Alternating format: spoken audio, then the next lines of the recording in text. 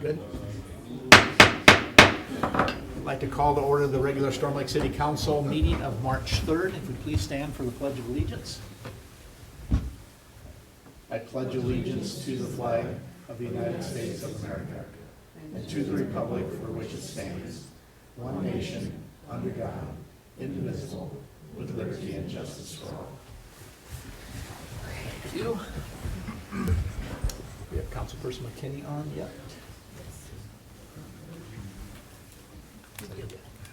Yes. Councilperson McKinney, can you hear us? Yes, I can, if you can hear me. Yeah, we can hear you. We're ready to roll here then. All So, right. Thank you. First item then is consideration to any changes to the agenda. Council have any changes to the agenda? Hearing none, then I'd entertain a motion to approve the agenda as is. So moved. Moved by Councilperson Rickliffs, Second. Second. seconded by Councilperson Martinez. All in favor of the motion signify by saying aye. Aye. Aye. Nays, same. That will carry. Agenda is set. Do we have any disclosures by any city council members for any items on the agenda? Okay, hear the public. Do we have anyone here who would like to address the council on a non-agenda item? If so, please step up to the podium and state your name and address. Do we have anybody online who would like to address the council? It's *6 to unmute.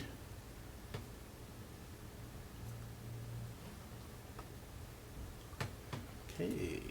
I do have one item I'd like to bring to our attention here this evening, and this is just an award that was honored to our Storm Lake Fire Chief.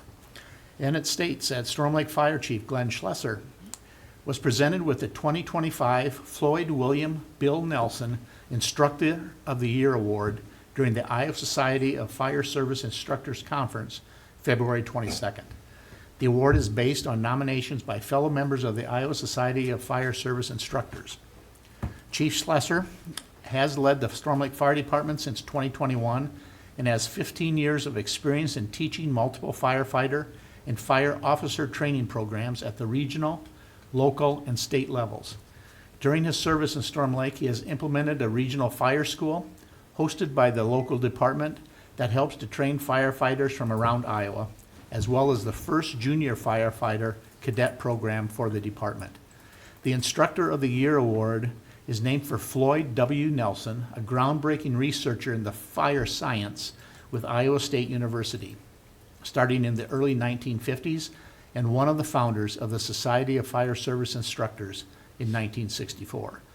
So on behalf of myself and on behalf of the council, we'd like to thank you, Chief Schlesser, for your award and everything you've done for not only firefighting in Storm Lake, but as it looks here for the region and your instruction to the region and the state. So thank you very much. He should have a round of applause. Okay.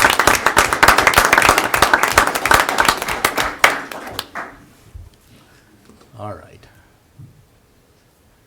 Next item then is the consent agenda. Do we have any questions or comments on the consent agenda, council? Hearing none, then I'd entertain a motion to approve the consent agenda. So moved. Moved by Councilperson Ramos, Second. second by Councilperson Martinez. All in favor of the motion signify by saying aye. Aye. Opposed, same sign. That will carry. Next item is new business.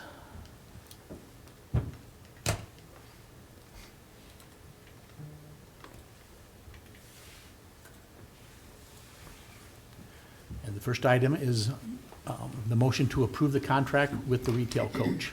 Mr. Dutfield. Good evening, Honorable Mayor and Council.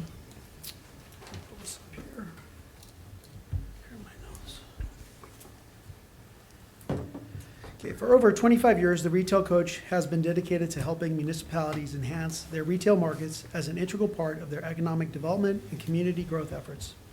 Their services include conducting mobile data surveys to analyze consumer demographics and trade areas, fully utilizing the reports and the data that drives retail site selection.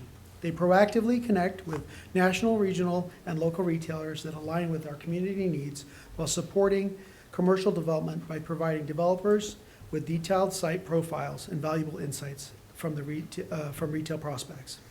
The retail coach drives economic growth through their retail recruitment strategies. As a bit of history, the city of Storm Lake first partnered with the retail coach in 2023.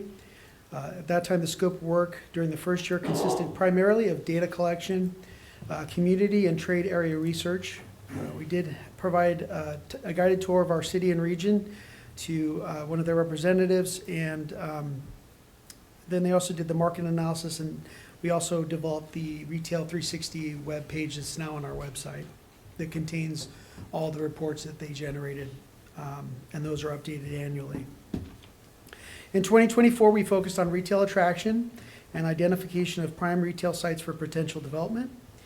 In April, during a downtown assessment, the project director, Kyle Kofer, who gave you the update a few weeks ago, visited with our local stakeholders. He went to the banks, met with some developers, and discussed some prospective retail and development opportunities. And he also did discuss that some of those would require a franchisee and how to identify that. Through 2024, the retail coach continued to bring awareness and visibility to Storm Lake to national retailers through one-on-one meetings, trade shows, and networking. They are well respected among retail chains and retail site locators.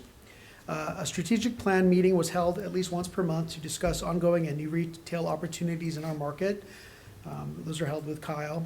And Mr. Kofer scheduled meetings for us with retailers and developers that we would have been unable to reach on our own. These meetings have been productive and are ongoing. There is a list there of services that they provide, which is updated research, analysis, and reports, continued recruitment of retailers, retail trade show representation, expert guidance and tailored strategies, and designated point of contact for recruitment and data needs. The fiscal impact is $20,000 plus $2,500 in reimbursable travel expenses not to exceed $22,500. It is the recommendation of staff to authorize the city manager to sign the contract with the retail coach for their retail market analysis and recruitment services. One other thing I'd like to mention too is I think there was a little question as far as why retail coach when we have some great resources available to us locally, which we do have. One of those resources is the Lamberti Center, the Foundry. And so I did meet with Catherine Coda, who's the director there, and I sent over a copy of what the original proposal was and what they do, and kind of had a one-on-one conversation with her about what's going on with that. Her work really is more towards entrepreneurs and through our existing businesses. She's utilizing services through the School of Business, the Lamberti Center, and what they're trying to do is, keep the young professionals here in town. She's also got a great program coming up for business succession. She's going to have a meeting in March, so there's some good stuff going on there. But one thing I will say, because she now saw what the retail coach does, she said, I can see the value of having those reports and that there is a cost to obtain those. You're not going to find anybody else, or you're not going to have those contact relationships that they have with developers. They are going to be the ones that see the trends and know what the retail opportunities are. And finally, the representation. They are going to represent Storm Lake at conventions and conferences. So she understood the value of Retail Coach right away from just looking at the reports. And then the final thing I promise is that new retail creates jobs. Whatever the retail is, whatever we bring in, it's going to create jobs. Jobs create money, and money creates consumer spending. Okay, and what happens then is we get our local option sales tax revenue goes up because more people are spending money here in Storm Lake, and that's going to cover money that we're going to see missing in other areas like property tax. So retail is so important. And that's my 2 cents on it. So I'd be more than happy to answer any questions. Any questions for Mr. Sure. Whitfield? What was the original contract? The cost of the original contract? Original contract, I believe, was 40,000 or 35,000 plus 5,000 travel expense. Okay, and how much did they spend in terms of the additional 5,000? Kyle came to town, and I think it was close to 1,500, maybe less. No, that's actually not right. It was under 1,000. And then you said that you've had meetings with Kyle and other, retailers that were productive? Yes. How are you defining productive? Because when I asked at the last meeting, when he presented for some data to support their efforts, I didn't get an answer. So how They're- do we know that this is worth the investment? They're productive in that they're interested in Storm Lake. They know our market. They are interested in where they can put this business, what makes most sense. They're talking about that. So there's, they're interested. They're asking those questions. They're looking at sites. Those things they're not gonna do if they're just not gonna bother. So I can't say 100% that they are gonna come here, but they are interested in coming to our community.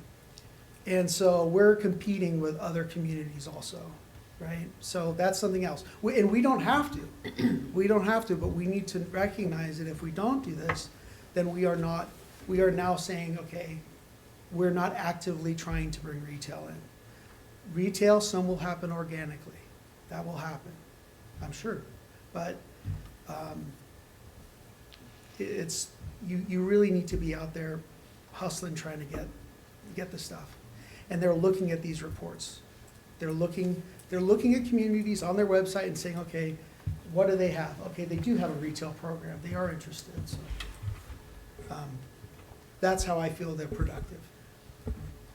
It's like fishing, I guess. I don't know how else to put it. It's, I don't feel like, I might go to the grocery store and buy the fish at this point. yeah. Well, Because it is hard that, for our community right. to see $24,000, right? Or $20,000 plus 2,000. How, That's hard. I agree. That's a hard sell when staff get a particular raise because this is the money we have, right? Right. It's hard when we would like to do things in our community and we can't because $20,000 is a lot of money. I agree, and I agree $20,000 And is a lot it of would money. be easier, obviously, to But- do it if we had seen a little more bang for the buck, wouldn't it? Honorable Mayor and Council, I just want to clarify something. The franchise fees is what would pay for the contract. And so franchise fees cannot be used for salaries or anything like that. So I just want It to, is a big giant. it's a, no, bucket. I So agree. where I does just this wanted 20 to, What part of the budget does this $25,000 come from? 22,500 would come from franchise fees, No, when we sign this contract, franchise it fees. comes out of franchise fees, but we don't Correct. have any franchises. Yes, we do. No, No, what- the franchise fees are, public, is like, Alliant. Alliant Energy. Okay. But there's not anything that, the money doesn't go directly to retail coach. There's other things that money, those franchise fees could go Correct. to. Yes? Correct. Yes. Yes, so we are, I didn't pay attention a lot in economics, but there is no such thing as a free lunch, so, that lost Yeah. opportunity. There is other things we could be paying with that money. And you say go out and get the fish, buy the fish. We are gonna lose, I suppose, we'd lose how far we've come with these developers and these talks, probably. I don't know for sure, maybe they still will come, you don't know that for sure, but, we are still gonna have to, if we want a strategy for business, if we wanna recruit business, we're still gonna need a strategy, and we're still gonna need to know regional draw, we're gonna still need to know those reports, and we're still gonna have to purchase those reports. I'm not gonna be, unless you wanna pay me to go to Vegas, which is fine, be able to go, and even if I do go, I'm not gonna have any representation. I'm gonna be Lee Dudfield from Storm Lake, trying to get in to talk to whoever's there. When they spend 2 or 3 days just talking to businesses, saying, hey, I know you're looking for a smaller market. guess what? Look at these traffic counts on Lake Avenue.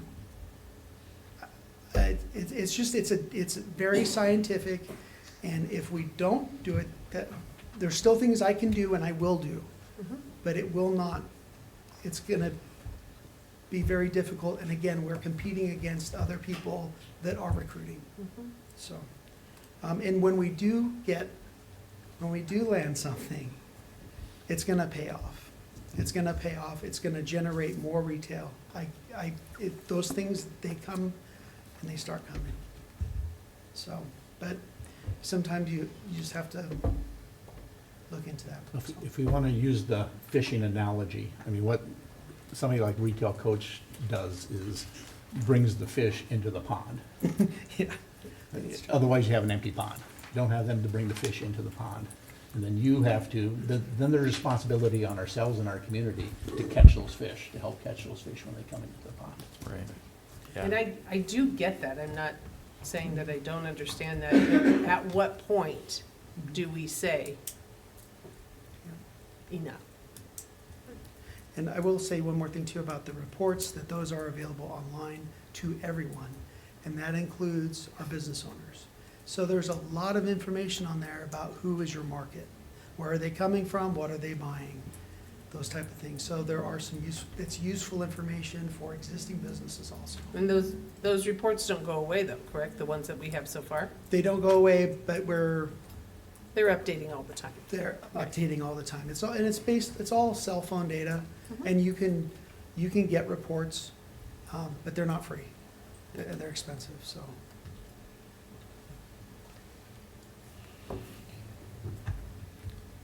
Have any other questions for Mr. Duckpill? And this, I had one earlier when I was visiting with Ms. Navratil.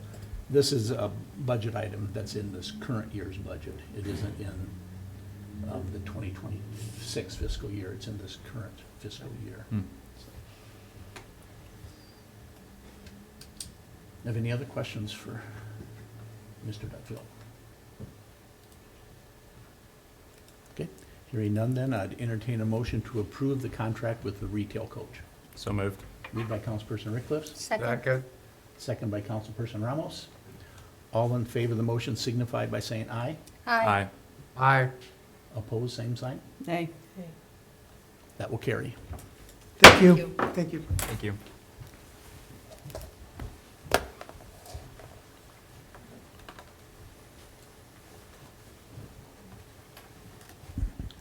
Next item is a motion to set a public hearing for a text amendment to the post-construction stormwater control ordinance. Mr. Olson. Yeah, Mayor and Council, this is a follow-up to our work session we had the other night. This will set the public hearing for March 17th at 5. I have our public hearing and have our first reading of this ordinance. And again, this is an ordinance to update our post-construction control stormwater ordinances in response to what the state has changed their rules, so we have to amend ours to make sure we're in compliance with what the state wants to do. We also made some amendments to make the ordinance easier to understand and easier to enforce. So those are the two things we'll be trying to do with this ordinance. And again, this is on new construction, new hard surfaces, those types of things that generates more stormwater. This ordinance controls that, so we don't end up overwhelming the systems we already have in place. Excuse me. There was no changes from what you had talked about at the work session. We did some, there were some changes, more editorial type as far as references to design standards with the amount of rainfall and that sort of thing. So it's more of the prescriptive things they have to use when they're designing these systems. So whether it's a reference in Atlas 14 or whether it's reference in NOAA, there's a whole bunch of stuff that they use. And so we tried to think through that a little bit instead of referencing the way it's currently written. It's, with our the precipitation amounts, it was tied to a certain date as the NOAA regulations as of April 2013 or something. So we've had some suggestions, and we'll just make it to the most current version of that, so that way we don't have to keep updating every time those things change. So the engineers are familiar with what the current version of those are. So the meat of this, of what was provided at the work session is the same. There's some little tweaks here and there on those types of things that'll just make it easier to moving forward in the future, we don't have to try and go through and keep constantly updating every time NOAA puts out new standards. So that was part of what we did, but very little other than that. So like I said, mainly just editorial. Thank you. Anyone else have any questions, Mr. Olson? Hearing none, then I'd entertain a motion to set the public hearing for a text amendment to the post-construction stormwater control ordinance, and that public hearing would be March 17th at 5 p.m. here in the council chambers. So moved. So Moved by moved. Councilperson Martinez and seconded by Councilperson McKinney. All in favor of the motion signify by saying aye. Aye. Aye. Opposed, same sign. That will carry. Thank you.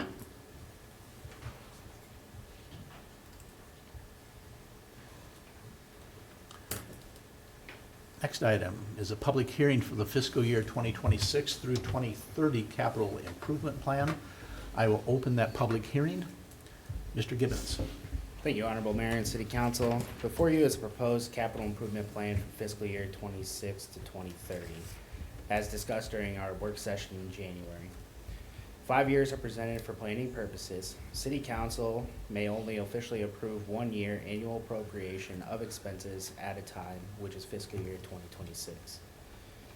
The development of the capital improvement plan and overall operating budget is centered around achieving the council's goals, objectives, along with providing core services to the community.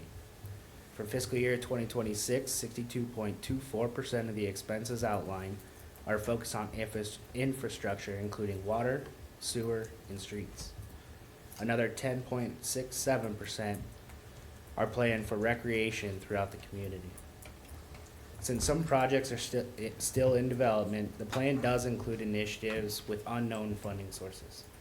These projects are included for planning purposes, but will not proceed without further action by the City Council in the form of contractual agreements. It's critical at this time to keep in mind the financing source's precise intended purpose. Special revenue funds can only be utilized for certain activities, including debt retirement, public improvements, streets, economic development, and recreation. They cannot be used for salaries and benefits. The city's capital improvement plan is heavily reliant on the generation of special revenues through franchise fees, local option sales tax, hotel motel tax, and road use tax. These revenues are generated through community and economic development, tourism, and simply buying local. 70% of the projects unrelated to self-supporting utilities are funded by these 4 special revenues. While many projects are funded with special revenues, city staff are always actively searching and applying for grant opportunities for funding capital projects.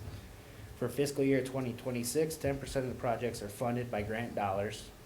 We do have 2 projects, the CDBG grant and the SRF loan, which are carryovers from the previous fiscal year for utility projects. I'm happy to answer any questions, but staff recommends hearing any public comment and closing the public hearing. Do we have anyone here who would like to comment at this public hearing on the CIP capital improvement plan? Do we have anyone online? If so, it's *6 to unmute. Council, do you have any questions or comments at this time?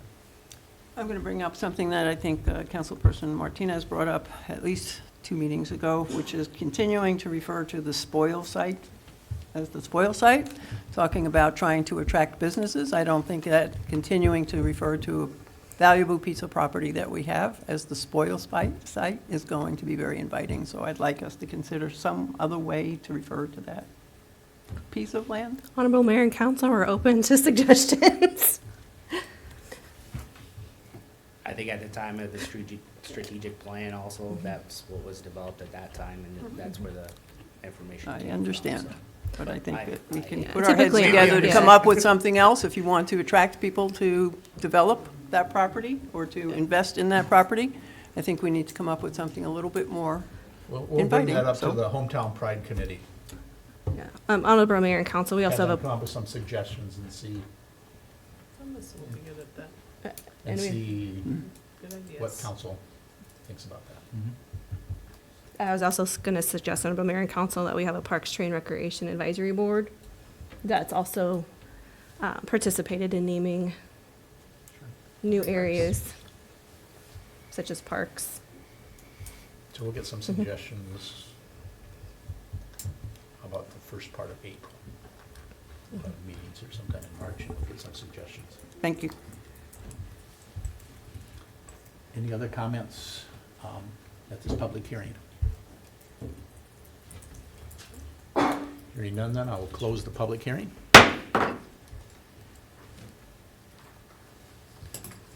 And we'll move on to resolution number 55-R-2024-2025, approving fiscal year 2026 to 2030 capital improvement plan. Mr. Gibbons. Thank you again, Honorable Mayor and Council. I don't have anything to add from the public hearing. Recommendation to approve the resolution. Any questions or comments, council? Hearing none, then I'd entertain a motion to approve resolution number 55-R-2024-2025, approving the fiscal year 2026 to 2030 capital improvement plan. So moved. Moved by Councilperson Martinez, Second. second by Councilperson Rickliffs. This will be a roll call vote, so Councilperson Ramos, Aye. Councilperson Martinez, Aye. Councilperson Rickliffs, Aye. Councilperson McKeon, Aye. and Councilperson McKinney. Aye. That will carry. Thank you.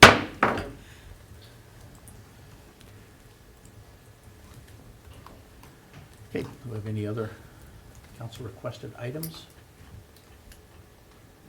Future that we can think of right offhand? I look forward to everybody visiting tomorrow night when we talk about the fiscal year 2026 budget. You have anything, Ms. Navigato? I do not, Honorable Mayor and Council. Have a good night. With that, I would entertain a motion to adjourn. So move. Moved by Councilperson Second. Ramos, seconded by Councilperson McKinney. All in favor of the motion signify by saying aye. Aye. Aye. Opposed? We're adjourned. Go Tornadoes. See everybody at the ballgame. There you Yep. go.